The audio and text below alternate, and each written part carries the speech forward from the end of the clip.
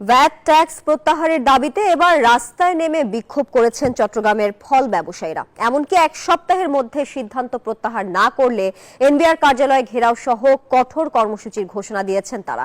এদিকে বিদেশি ফলের বিক্রি কমে যাওয়ায় আড়তে নষ্ট হচ্ছে বেশিরভাগ ফল। আবু জাবেদের ছবিতে চট্টগ্রাম থেকে আরো জানাচ্ছেন নয়ন বড়ুয়া জয়। চট্টগ্রামের ফলমন্ডিতে বিদেশি ফলের সমাহার, তবে ক্রেতাদের তেমন দিন নেই ফলের আড়তে। কারণ ভ্যাট ট্যাক্স বাড়ায় এক সপ্তাহের ব্যবধানে বিদেশি সব ধরনের ফলের দাম দ্বিগুণ হওয়ায় দিশেহারা ক্রেতা বিক্রেতারা। 1 কেজি ফল আপেলের দাম 300 টাকা, 320 টাকা বিক্রি করে, কেউ 200। 1 কেজি কমলার দাম 250 টাকা বিক্রি করে, কেউ 300 টাকা বিক্রি করে, কেউ 400 টাকা বিক্রি করে। আগে দিত 10 টাকা, এখন 2 টাকা নিচ্ছে না, পাচ্ছে না, ওরা নিয়ে বেচতে পারতেছে না। ওরা থেকে আমরা নিয়ে বেচছি, ওরা তো খালি লসে আসতেছে।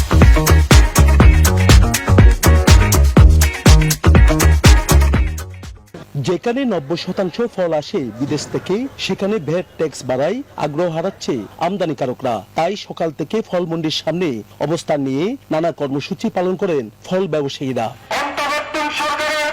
এক সপ্তাহের মধ্যে নতুন আরোপ করা ভ্যাট ট্যাক্স প্রত্যাহার না করলে ফল আমদানি বন্ধ করে দেওয়ার হুমকি দেন ব্যবসায়ীরা। আপনারা সোর্স ট্যাক্স নেন, উৎপাদন পর্যায়ে আপনারা ভ্যাট নেন, সেল পর্যায়ে ভ্যাট নেন, এত ভ্যাটের করা যালে আমরা নিষ্পেষিত। আমাদের অভিভাবক হচ্ছে সরকার, এই অভিভাবক আমাদেরকে 15% ভ্যাট দিতে বলছে, যেটা আমাদের পক্ষে কোনোভাবেই সম্ভব না।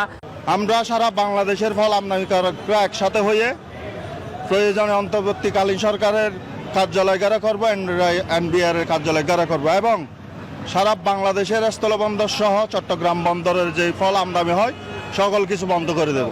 এদিকে বর্ধিত মূল্য সংযোজন কর ভ্যাট 15% প্রত্যাহারের দাবিতে চট্টগ্রাম প্রেস ক্লাবের সামনে মানববন্ধন করেছে মিষ্টি প্রস্তুতকারক প্রতিষ্ঠানের মালিকরাও।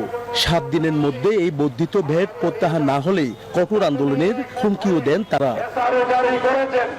নয়ন বড়ুয়া জয়, ইস্ট 24, চট্টগ্রাম।